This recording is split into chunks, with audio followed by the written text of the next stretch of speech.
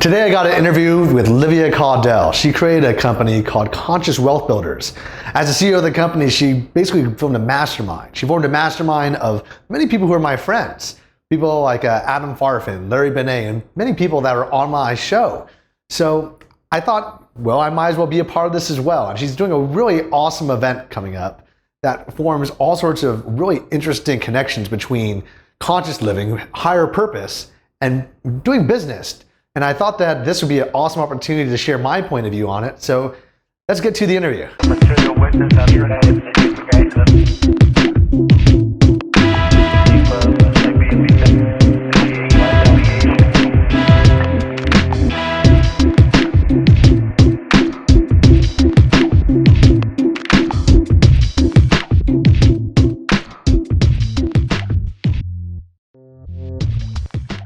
Hi everyone, this is Livia Caudell, your host for the Conscious Wealth Builders Online Summit, and I am here with Nick Coe. Nick, how you doing, buddy? Hey, what's up, Livia? Good to see you. You too. It's so great to see you again. We met at the Sang reunion that Larry Benet did what was that, like a month ago or something?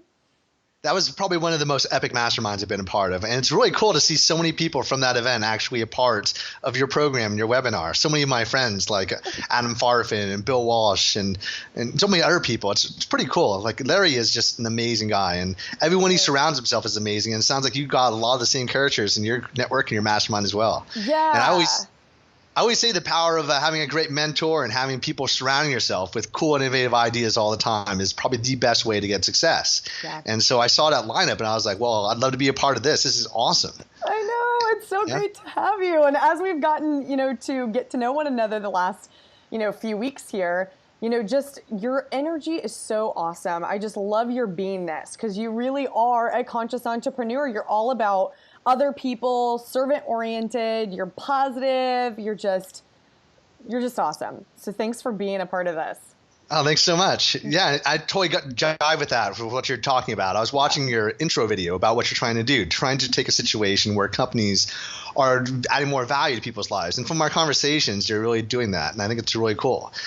One of the things that we've always tried to develop in order to build real social dynamics, we're now the world's largest dating coaching company, but we spend no money in advertising. It's almost all word of mouth, and solely because we give so much value to other people. So one of the things that we try to do is develop every single day at least an hour worth of free video content among our 16 YouTube channels. So among our 16 channels, we have about 1 million subscribers, and we just develop as much quality content as we can. So in terms of like marketing, whereas some people will spend money on advertising, we literally spend about $10,000 a week just buying AV gear, seeing people around the world, different cities, and interviewing successful, like-minded business leaders or people in our world is like dating, health and fitness gurus who are just adding value to people's lives and then sharing their stories of transformation.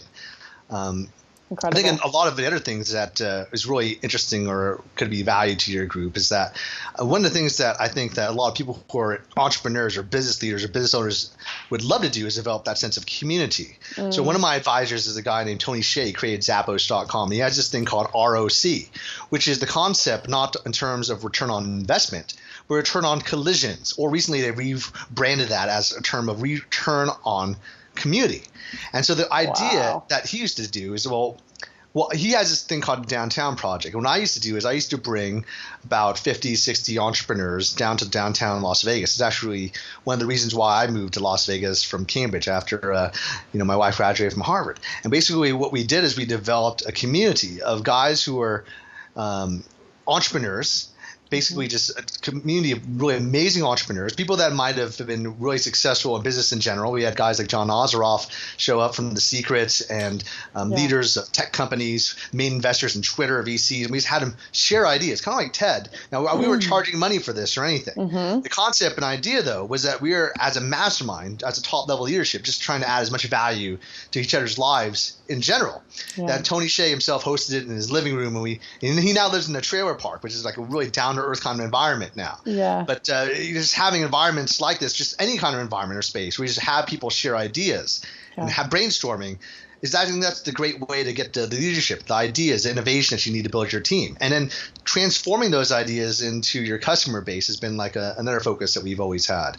So what we've done is we've taken the same concept that we do on, say, advisory board level. So on my advisory board level, we'll rent like a mansion every 6 months, and we'll have a place where we meet. Or basically we'll have everyone meet in the mansion we have in Los Angeles or my house in Las Vegas. And we'll just share ideas. I'm not trying to do this in more exotic locations, but I do this just for fun. Yeah. And I think that the concept of developing a mastermind is so important. I mean, earlier we were rapping to each other. You were doing your vanilla ice yoga rap, and I've been developing now rap that I'm going to turn to music videos on business education. I and love all it. the rap that I'm doing is about how to build a network and mastermind group that can influence you. And then you as a business person. I mean, most of the people that I've been surrounding myself with are in the information business. Surrounding yourselves and surrounding your customers with people that could inspire them, I think, is of huge value. And even those people who have, say, tech companies like Tony, for example.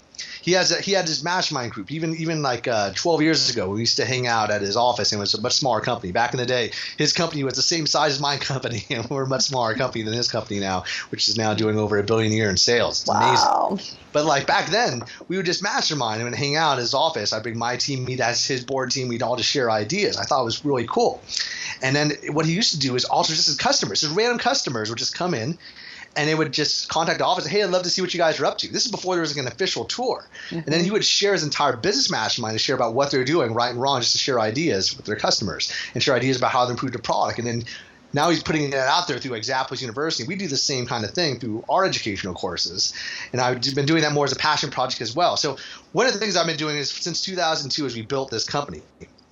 On like how to meet girls, how to pick up girls, and education, self-improvement, self-actualization, identity level change.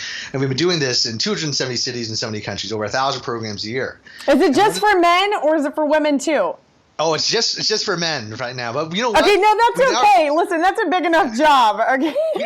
We've only taught what we're able to teach myself. And I'm not a woman, so I don't feel like I'm justified in teaching women. My wife, she tried to create a company that was about teaching women on how to do the exact same thing, how to get that identity level change and success. And she has a series of videos that's out there on the internet.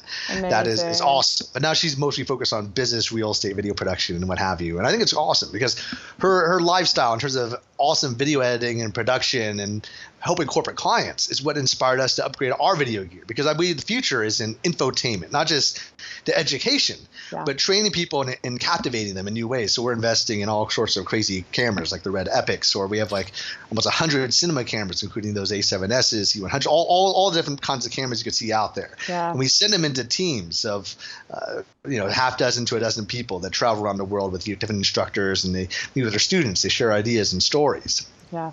I mean, so much of this is about that concept of infotainment and education. I'm so with you. I'm so with you. Yeah, that's great. That's so awesome. And you've been involved so deeply in the seminar world yourself. So you've learned how to quickly develop partnerships and relationships and joint venture partnerships and make people work together successfully.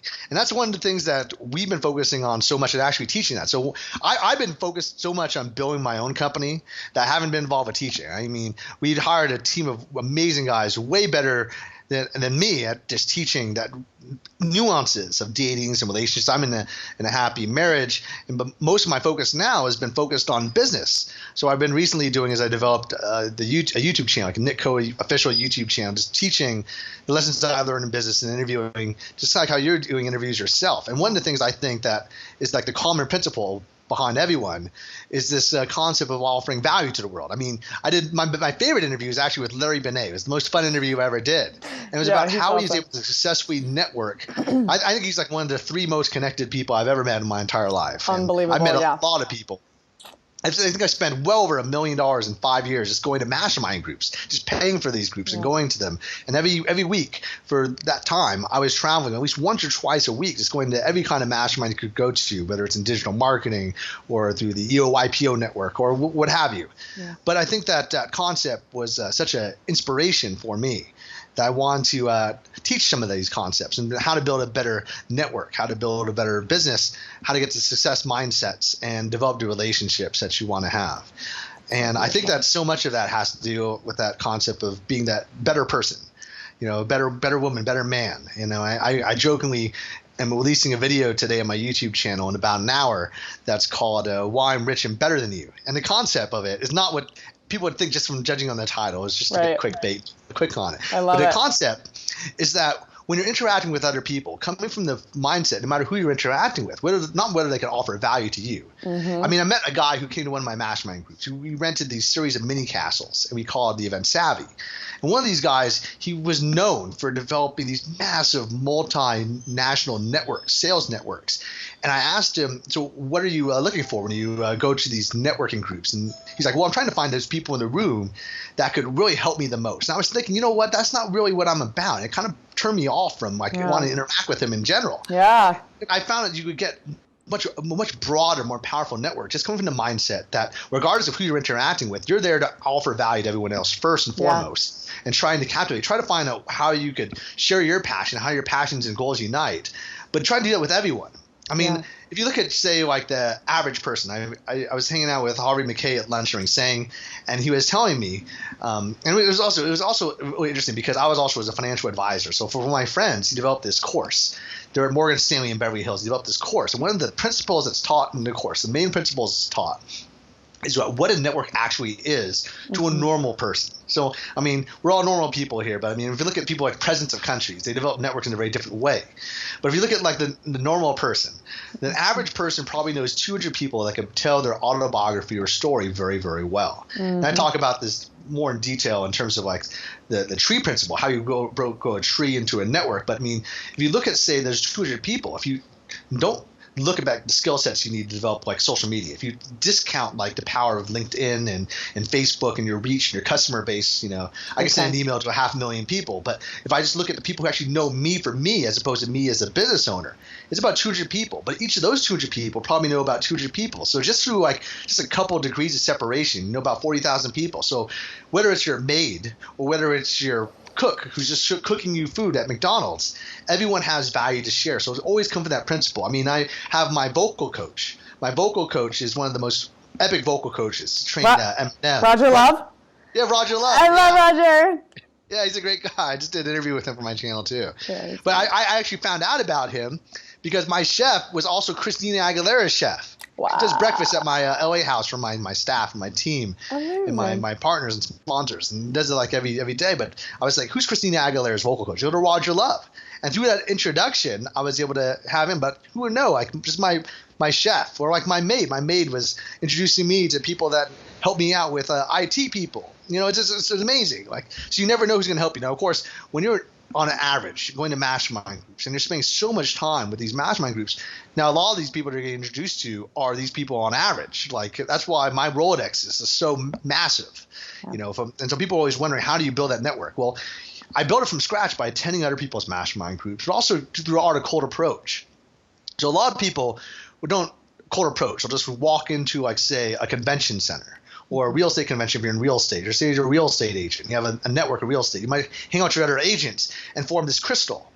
And this crystal kind of just hangs out with each other, but you don't necessarily like spread out and talk to everyone else. Yeah. One of the things we recently did is we went undercover into a real estate organization and acted not as like dating wingmen like we do in bars and clubs, but wingmen for this agency of real estate agents, and walked up to them with other people, to presidents of other real estate agencies, and just built rapport, invited them to have lunch, developed that Rolodex to like just get the practice of having that conversational desire and rapport, to seek it out with other people, all kinds of people, develop a fun connection, not just a business connection of interest, but a relationship, because people will do business with relationships, not with just like power. It's not like you see like in House of Cards where people are just trying to use positional leadership or positional power. It's about developing those bonds and trust. Because I think that John Maxwell, he wrote a book.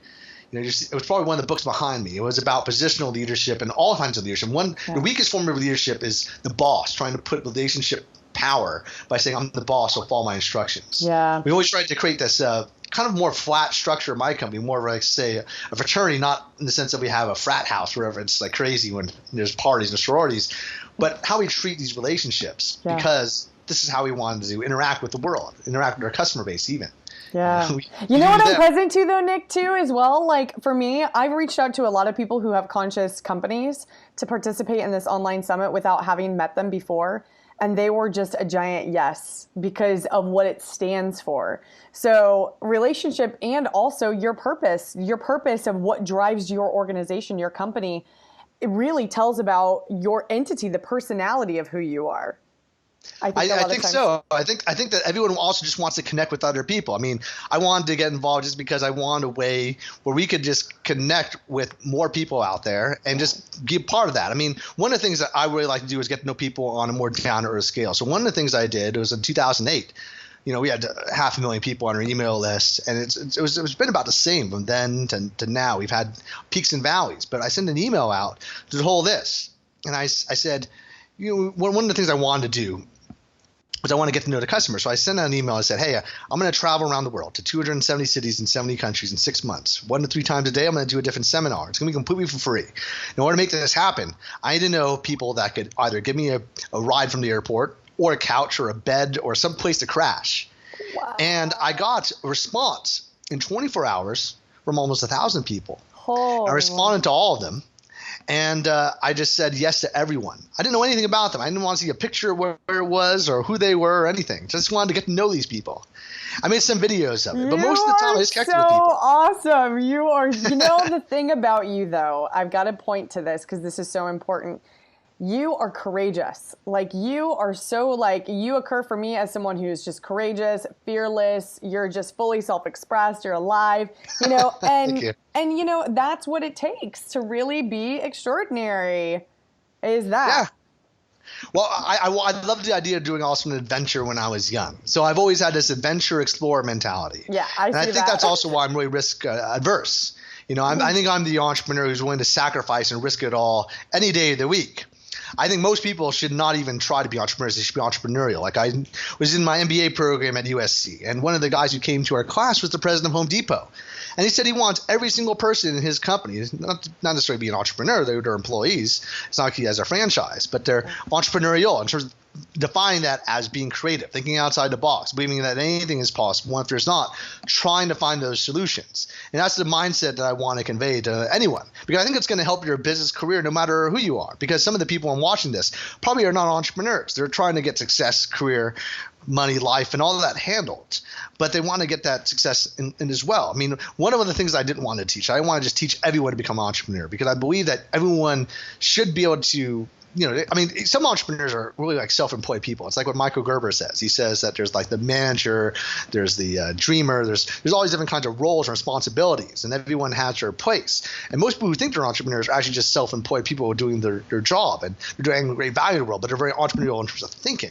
Yeah. I think most of the world needs to think like that. I mean, you're talking about trying to help the world. So if you look at certain undeveloped countries, like in Africa, for example, a lot of these people are just creating jobs from scratch. They each be their own business owner, but they're really just trying to be more innovative as opposed to being stuck in the box in the typical role and being cogs in the wheel. Right. At the same time, every successful machine needs to have really powerful cogs. So if you're going to be in that powerful system, you don't want to deal with the risk of sacrifice and losing everything, then just being the best you can, I think, is the best way. So, I think your whole purpose is trying to teach people how to be that best version of who they are, but doing it in a way where they never forget that their job, first and foremost, is to try to offer as much value as possible. Yeah. I mean, when we created this company, my role wasn't to create a company.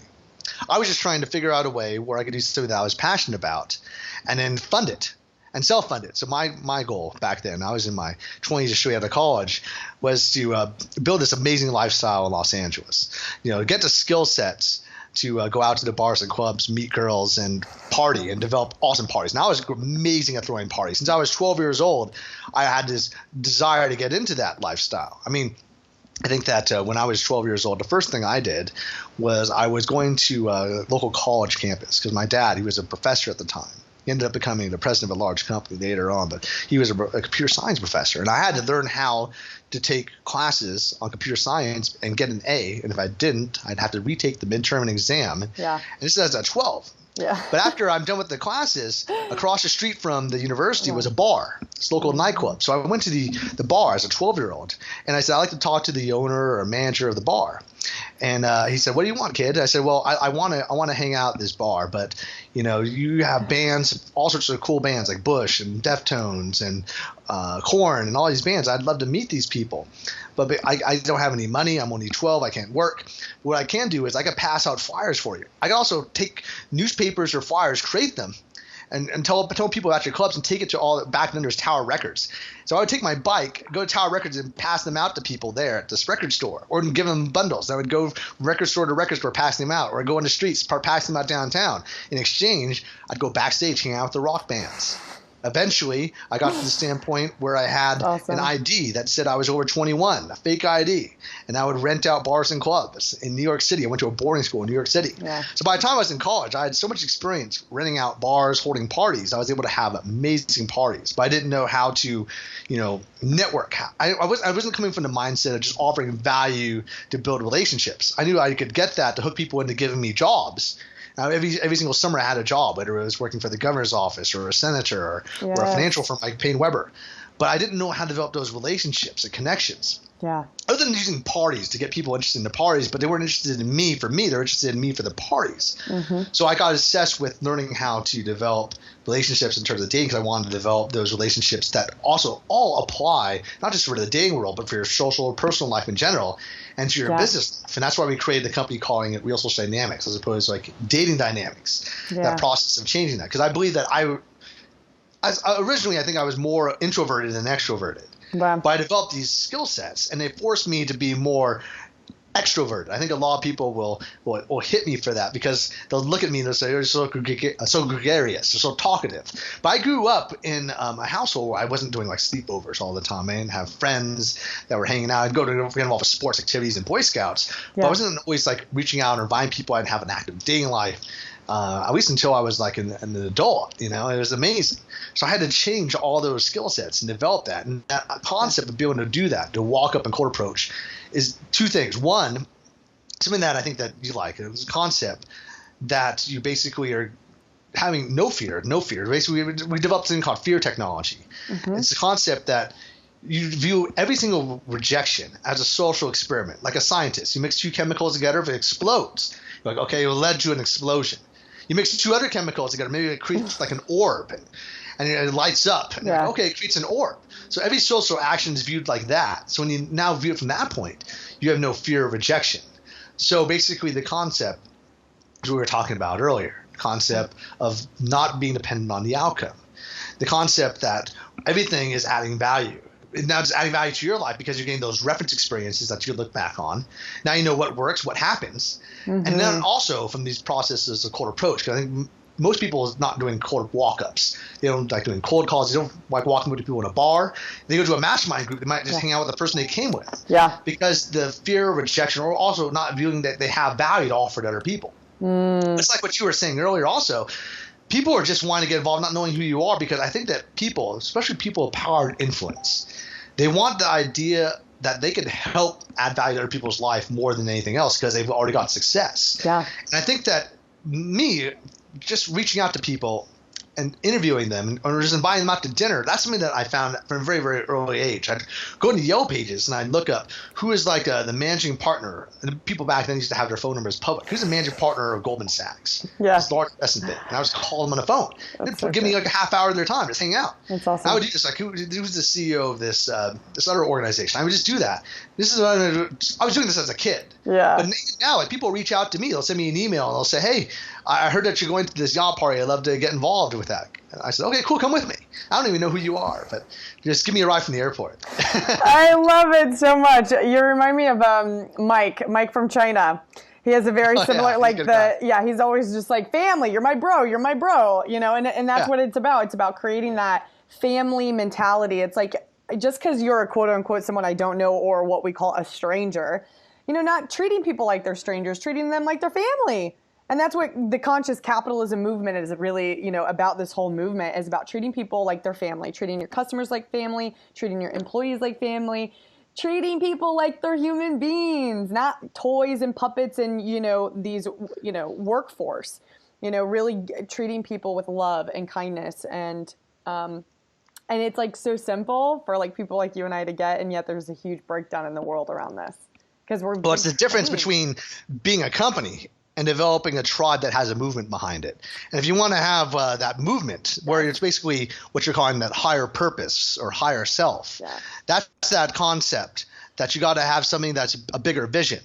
And I think the other thing that people also like about it is that when you have a value in your service or product, you're able to motivate everyone to that this is an awesome thing. So, one of the concepts I think that a lot of people will talk to me about is they'll have friends, families, coworkers that just aren't motivated. They don't have that passion. So people are like, how do you motivate them? Well, the biggest way to do that with the most impact is just to be able to do that by doing it yourself. Yeah. And then when you have other people that are watching you, if you want to lead people, you got to do it yourself.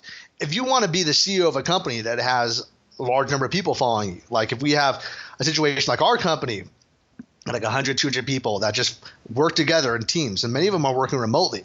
They don't know you, but if they've seen you and they know you, like one of the things I'm trying to do after is get people to know how I spend my time. Because if you want people to actually follow your leadership, even in a company, and I consider a company as a company when you have a significant team behind you. Yeah. But if you need to have if you want to develop a team or have that team follow you, you won't do that unless you yourself have done it yourself, or you follow that path, or done that work ethic. So one of the things I was doing when I was on that world tour I was talking about earlier is I know my team, they work hard. They were saying, I have to go to the gym. I don't know if I can travel so much. If I travel so much, I want to have like gyms. Or they'll say, I won't know how to develop my social life. So one of the things I did is every single month I would do a marathon.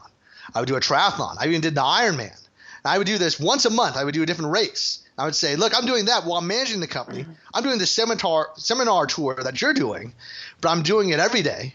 And I'm building relationships and having a social life. I spend a few hours every day going out and trying to find the cool aspects of each of these cities. I'm making videos about it. I'm sharing it. You can do the same thing. Now our company has a core team, close to a dozen people that travel around and do this. Now they don't do it like every day where they travel every day, but they're making videos every week, building relationships.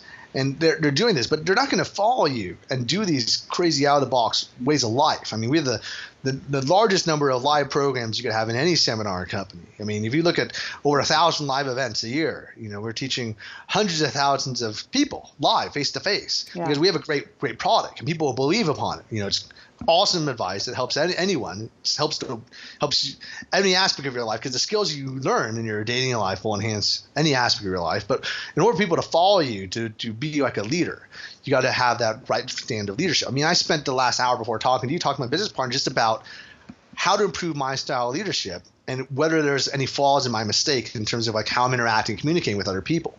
Yeah. We'll invest tons of money in terms of how to communicate our message to other people in a more powerful way that builds those bridges and gaps. So every 6 months we'll have this event called the Summit. So one of the things that we did was we brought this group called Crucial Conversations. It's a group whose goal is to try to make the world a better place in terms of how they communicate. And a crucial conversation is a conversation that has 3 elements. One is there's high stakes. 2 is differing opinions, and 3 is very, very powerful emotions. And in those situations, a lot of people will just send emails or try to avoid the situation. But learning how to do it face-to-face and communicating your message and listening, seeking first to understand before being understood, and then conveying your message in a powerful way to unite your vision and mission and powerfully move things forward. I think that's super important, because you're talking about higher purpose. Well, in order to get higher purpose, you have to align everyone on the same page. So I went through this EOYPO event. It was a safari to Africa. One of the people we had dinner with was the president of South Africa. He was the former president of South Africa, J.W. de Klerk. He was the white president that ended apartheid in a country that supported apartheid. He had a lot of people that were fighting the removal of him. So what he did is he did something that was almost virtually impossible. I just had read Nelson Mandela's autobiography. So I asked him a question. I said, how are you able to get all these people that hate what you're doing to actually do what you want them to do? So he said, well, the first thing is I develop a very, very clear mission. And by having a mission that's so clear, so impactful, that mission and vision aligns and is kind of unified. And if everyone believes in unity, that your goal is righteous, is goal something that we're fighting for, you put people on that page first, then everyone else will just make sure the cogs go into place and it just aligns. But you first have to develop that to top first.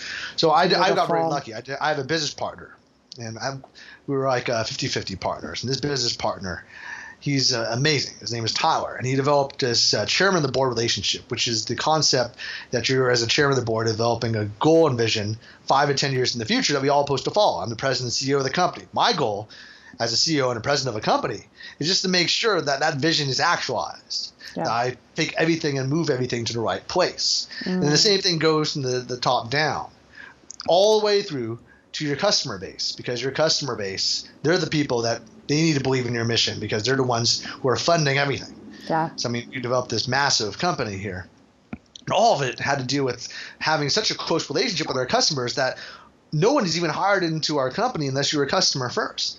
Yeah. And in fact, the people that are customers will be one of our thousands of volunteers. You know, we have over 1,000 volunteers work for us in our weekend program, so volunteer. And these people will enter for 6 months to 18 months for free. Wow. They'll move into a house. Like we have these houses all over Las Vegas, these like large houses. Like maybe there'll be 6 to 8 bedrooms in each house. Wow. Or maybe they'll be in these condos. We used to have these 33 condos. We used to have a hotel we used to rent, and we would lease out the rooms to people.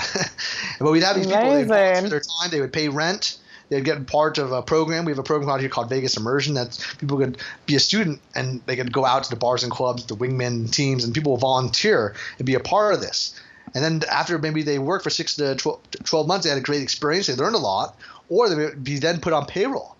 Then people would put in payroll, they work their way up. But every single job in my company, from even just the job of like cleaning one of these rooms in one of these places we've rented, to maybe the higher level stuff, maybe doing the IT and the website development, or building the sales system, the funnels, or doing the marketing, or even the teaching itself. Every single job I've done myself. Yeah. I wanted to basically understand the jobs. Now, not everyone could do that. I mean, I think a lot of people advocate against that kind of style. That's just how I did. My father was a successful business person, but he always used to say, Nick, stop being the jack of all trades and master of none. I said, look, Dad, I can master more than one thing. I've mastered worlds, you know? I'm with you. And you know what? And that's a great point, though, too. So there's so many cliche statements out there that are totally debunked, like that, for instance. You know, look at you. You're lit up. You're happy. You're joyful. You're producing results. And you're great at a lot of things. So this master of all trades things doesn't lead to, you know, this thing called success. Well, define success. You know, you're living your dream. You're passionate about it. You're doing well financially for yourself, right? And you've got all of these amazing skills and talents. So well, let's talk about utter debunking. So I mean, another one that you'll hear all the time, and I love Bill Walsh and all these other gurus that say these things all the time, is that you're the average of the 5 people you're surrounding yourself with. Now, I believe that what it's trying to convey is that a mastermind will allow you to take yourself to the next level. But if I look at the 5 people I surround myself with, I don't know if I'm the average of them. I think I'm more individual. I think that even growing up, building my company, the 5 people I surround myself with the most were the people that I hired to be my interns and my sales staff. Yeah. And I'm leading them, and I can't be the average of them. I have to rise them up. I have to rise people up above and elevate. So I'll try to surround myself with people that I could help more than people that could help me. Yeah. And I believe that eventually rises my consciousness up to a higher level. Now, of course, I surround myself with very, very high-level people. I mean, if you look at my interviews, I'm surrounding myself with millionaire and billionaire CEOs, best-selling authors, YouTube celebrities, and people that have a lot of influence. But you're not like hanging out their house, like sleeping in their beds. Yeah. Well, I mean, look at Tony, for example. He's a good friend of mine. I've known him for well over a decade, and he's somebody who moved to Vegas mostly because of his influence and inspiration of what he's doing, and so I can move down to Vegas mostly because of him. And now I go to his place. He recreated a trailer park in downtown Vegas, 30 trailers. He treats it like a 30-bedroom house. He lives there in an Airstream. There's like a bed in it, a table, and a stove. Yeah. And that's it. And the people who come to these parties that he has, like every other week, he has these parties at his place. He calls it Llamaopolis because there's roaming llamas that roam around everywhere. But they're just normal people, just average people. Maybe they're local business owners. Maybe they're just good, nice people. But these are the people that maybe are more into art. Maybe they're fun to hang out with and what have you. And, of course, you maybe have successful business owners. Maybe Elon Musk will stop by, or famous performers like Lindsey Sterling or Snoop Dogg. But the thing is, most of the people there are just average people. Most of the people I hang out with are average people. Maybe they'll be involved with video games, because some of the advisors that I've had from my company is like Rob Parter, the creator of Warcraft. And he gave me all these video games. I got addicted to them. But I love video games. I loved them since I was a kid. Right. Yeah. So, I mean, a lot of the people I hang out with maybe are video game team owners, maybe professional video game team players. I'm definitely not the average of them. But other cliches I'll hear about is that about college education. Now, the funny thing is, it's the exact opposite in our generation has been happening.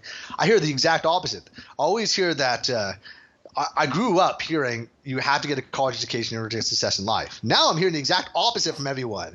Like, don't get a college education, learn from the field and work experience. And I believe in both. I believe in work experience. I believe that you'll learn more from the work and from the field. And even from mastermind groups and people who are actually in the field than you will from school. But at the same time, I'm hardcore in the formal education. Yeah. I'm still in school now. I mean, I'm studying at Harvard right now. I'm doing a master's in legal. Yeah, that's what you were saying. That's so cool. Yeah. Good for you. I've been two MBA programs. I did my undergrad at Wisconsin, did MBA programs at USC and LMU. You're just a sponge for knowledge. You just love it. Look at you in all of your books. I mean.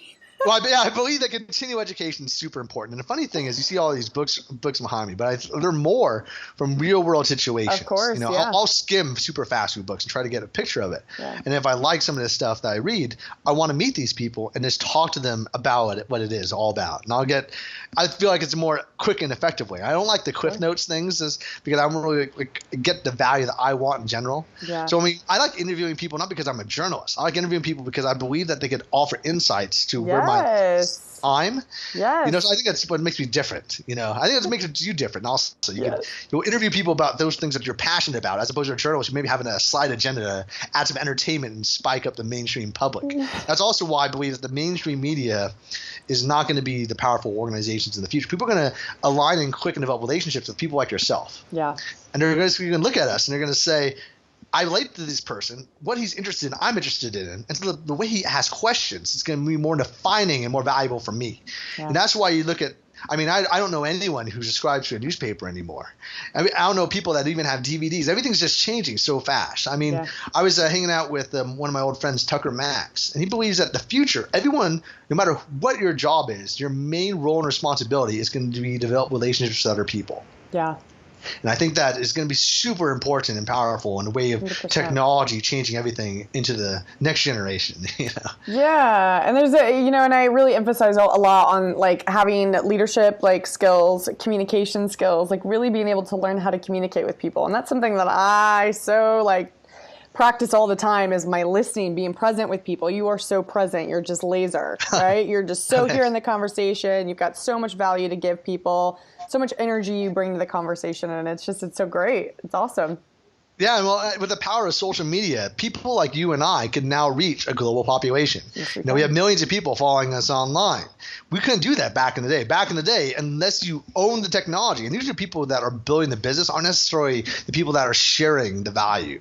And so basically, that's why I think businessmen back in the day, I'm not that far back, but basically a lot of engineers and business people always throughout my college career always had this headbutting because the engineers were we're building technology and value, and business people were so much about building the systems, and we're focused on building the value. Now you get to take advantage of both because technology is so cheap and so accessible. Yeah. So as you look at guys who are really popular, guys who all follow, is guys who I know from the Summit series like Gary Vaynerchuk. Now he developed a massive presence. I remember I was hanging out with him in Aspen, and he was working on Wine Library, and he was talking about how he's developing his brand solely through his personality. And I was like, well, that's interesting. I don't know how this far is going to take him. It took him to the point where his company back then was doing $1 million a year. Now it's doing over 70, and now he's focused on how social media is changing the world. So you look at guys who are really smart, intelligent, who kind of influence and develop marketing from the very beginning, like Jay Abraham.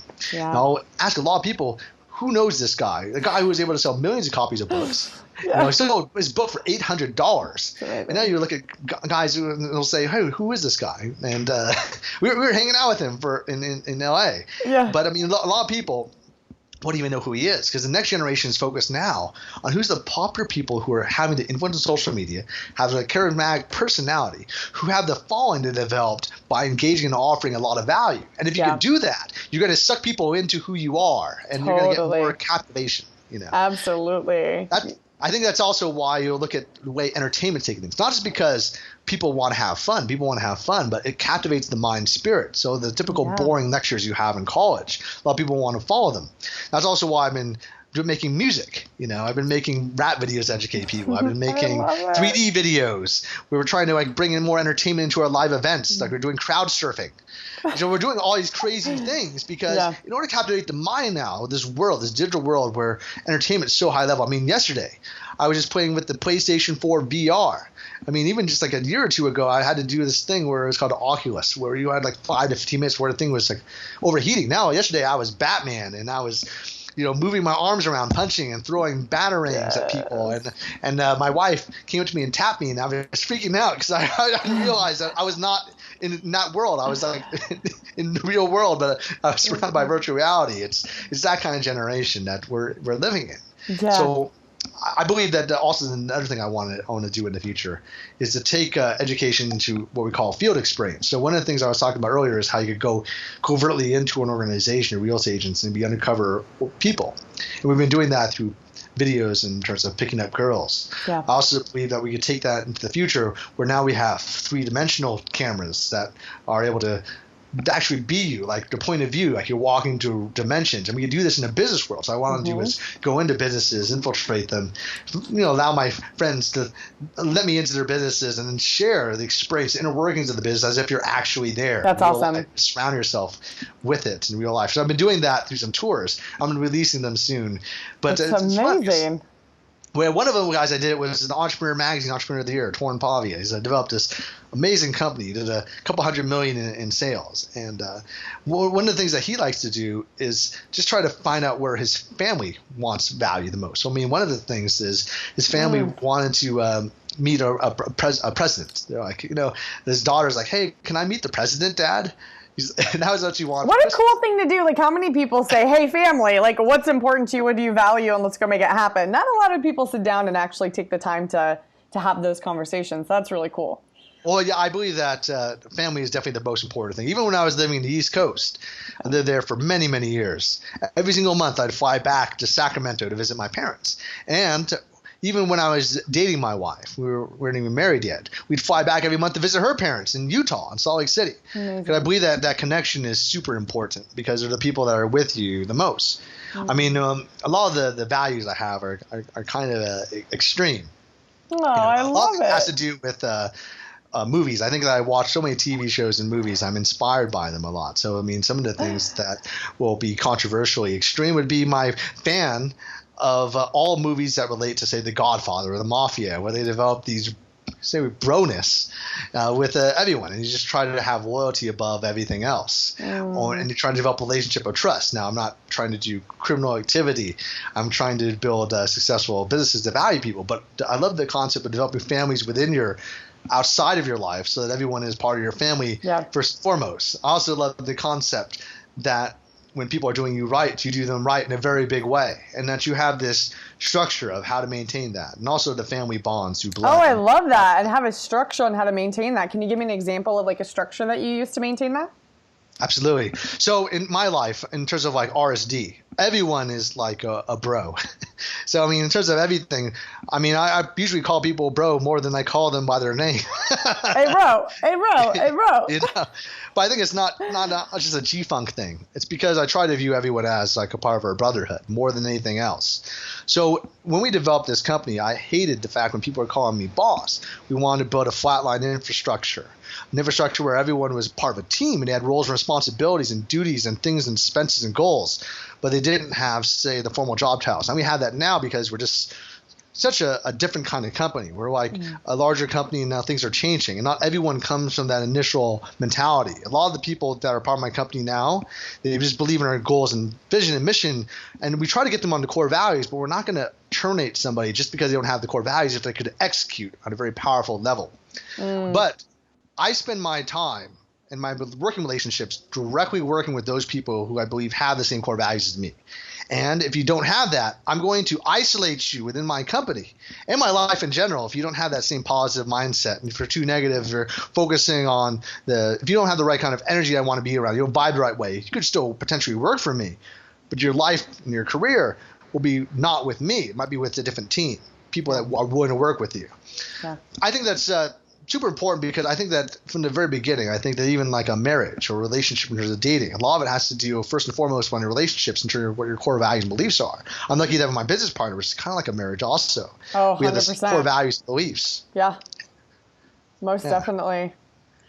Wow, I feel like you have seriously so much knowledge to give to people. It's incredible. I mean, it really is. I mean, your experience, you're just submersing yourself in all these masterminds and around all these brilliant minds. I mean, you obviously, through osmosis, through that whole process, you gain that level of knowledge and wisdom by just associating yourself with those people that you have. So that just goes to speak volumes. I love your whole concept on value. One thing that I do want to point to, Nick, and I don't know if you align with this, is creating businesses that we're looking at how it's going to impact the world, not just today, not just next year, but I'm talking 10, 20, 100 years from now. How are we impacting the planet? Because, of course, people adding value and taking care of people for sure. How are we impacting the planet? Because that is so important. Are we using as green technology as possible?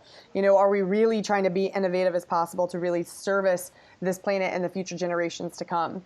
Well, this morning I just finished watching this documentary by Leonardo DiCaprio that was just about that. It's an amazing show that you could buy in iTunes. And he was talking about how he traveled around the world and studied global warming, and he met with people. He was like the designee to the United Nations to try to help change the viewpoint of how people could be utilizing how they build and manufacture in industries that will not pollute the world so much. Now, I had in USC, one of my MBA professors was the president of Ford, and he was saying at the time a lot of people weren't developing the kind of technology to build cars as electric cars because the process of building the car caused more pollution than the cars that make gas. But that's not the case anymore. Now it's not about hybrids. You have companies like Tesla.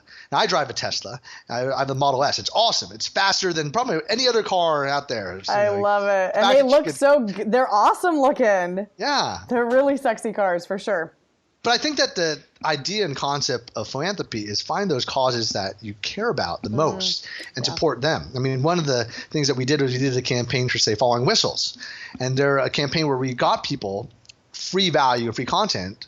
We do that all the time, but we wanted to say, hey, if you give some money, and we'll give you extra free content, and we'll give you some money, and you get a whistle. And so the concept of these whistles is that John Paul DeJoria and these kids were out in Africa, and they came upon these kids that were locked up in cages, and they let them go.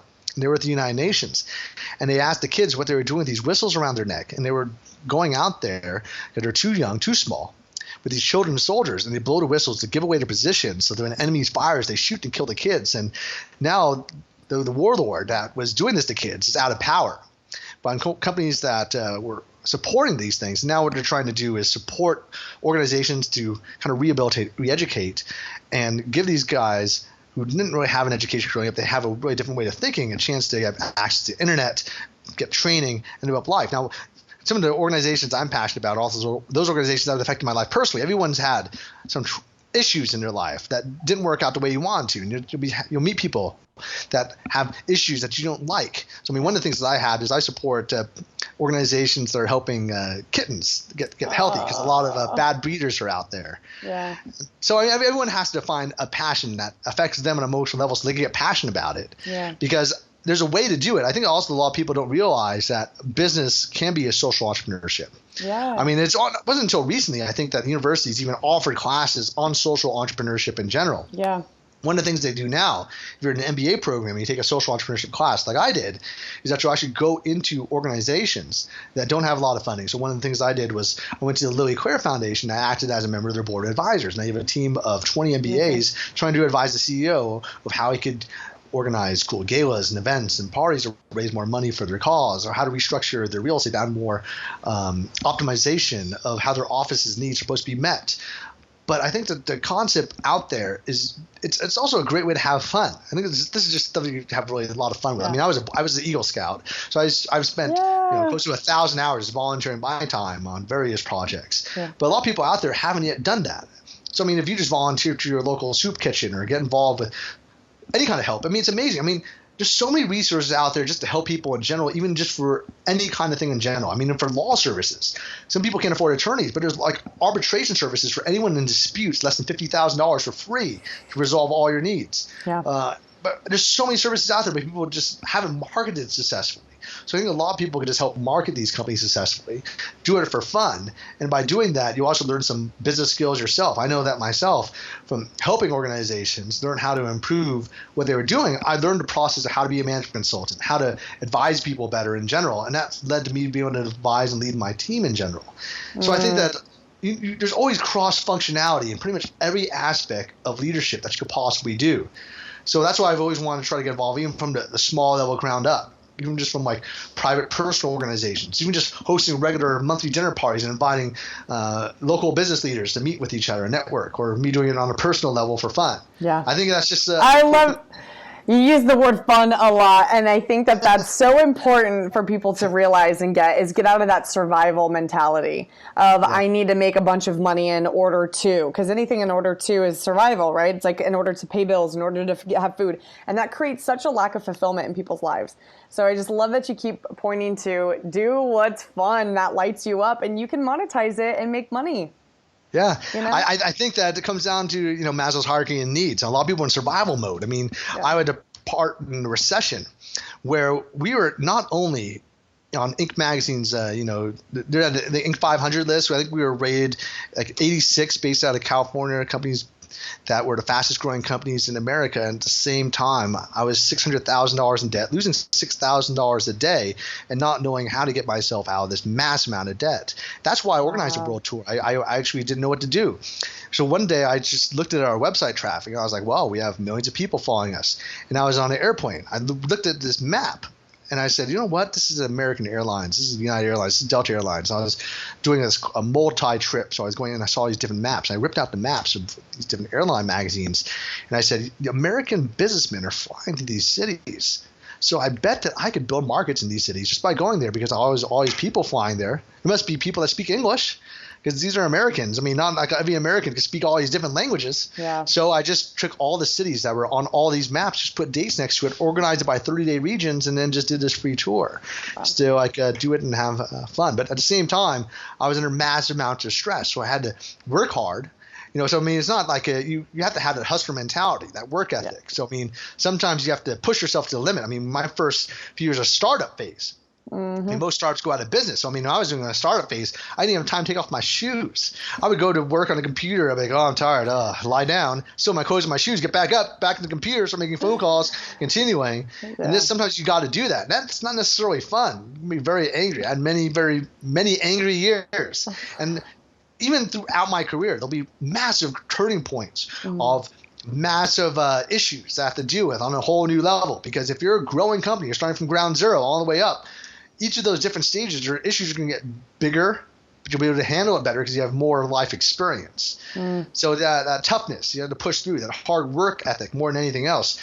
Yeah, you don't always enjoy it, but you can control your emotions. I mean, a lot of people will disagree with that, but Stephen Covey, he wrote this book called 7 Habits of Highly Effective People. And the concept behind that is that instead of being work-centered or being, say, money-centered or family-centered or a center of any other kind, you're just centered on your core principles. And so my core principles was that no matter what happens, I never give up.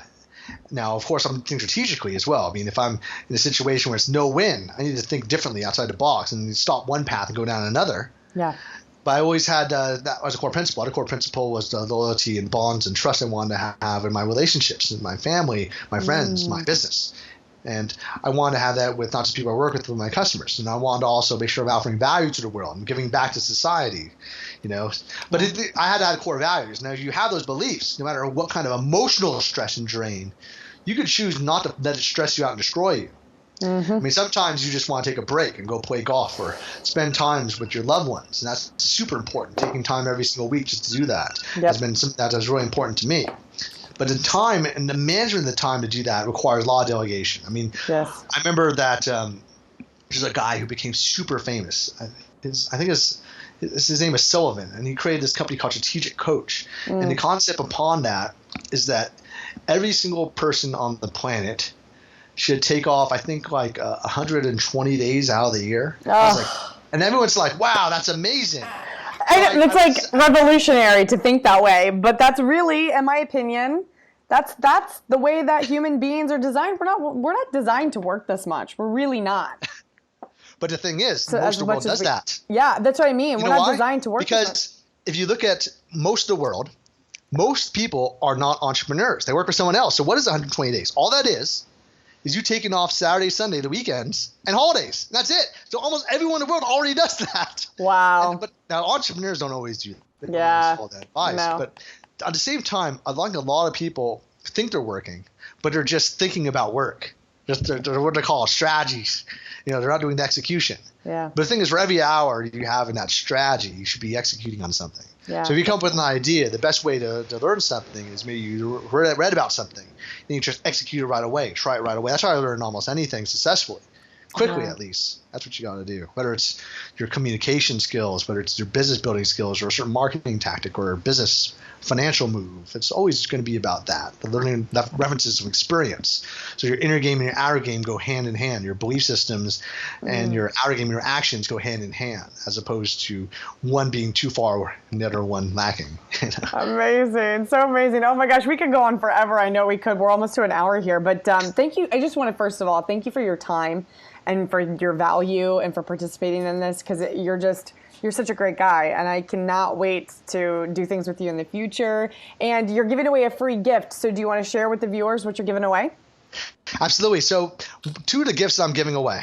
One of them is a strategy session with one of my mentors. He goes by the nickname Mr. Game Theory because he has a private life. He's also a very, very successful investment man. He's like a very big guy in the finance world. So he wanted to have the nickname Mr. Game Theory because what he did is he interviewed tens of thousands of professors, and he created a theory about life. And basically he created an idea that life is fair and how he could view that. I don't necessarily believe that's necessarily true, but the belief that life could be fair on an emotional level, where if you look at the statistics and the theory of how much pain you have in life and what you could do to equalize and how you should view life, he created this. And I believe that, like, if you're trying to develop a mindset and you have hope, you have difficult times, you want to have hope.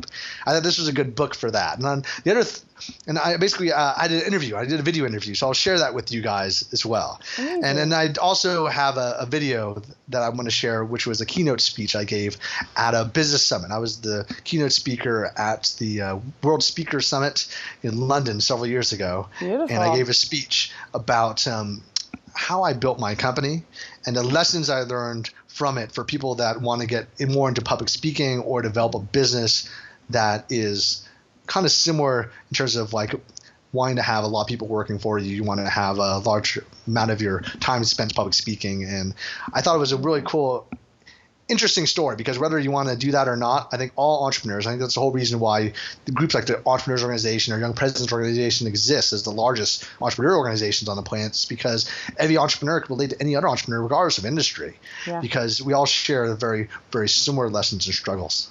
Oh my gosh, that's so true. And thank you so much. And make sure you click the links below. We'll put the information right below so you can get access to the free gifts. Nick, thank you so much. Appreciate you for just taking your time to be here. Yeah, thanks for inviting me, Livia. This is awesome. All right, guys, take care. We've got some great experts on the way to you, so stay tuned. Bye-bye. Cheers. I hope you enjoyed today's interview, and if you'd like to get more awesome content, please subscribe to my channel. In addition, we have an amazing opportunity here from Livia. So if you're interested in taking part in Livia's event, it's an amazing event, an amazing mastermind with powerful CEOs and mentors sharing advice just like I did today. Go to consciouswealthbuilders.com. It is an awesome opportunity for you to go for free and learn from people live in seminars that are from amazing people. This is amazing value, and it's all given to you from Livia for free just because she wants to help people like yourself become successful entrepreneurs, develop the entrepreneurial spirit, and add value to the world. So check it out, consciouswealthbuilders.com, and thanks for watching.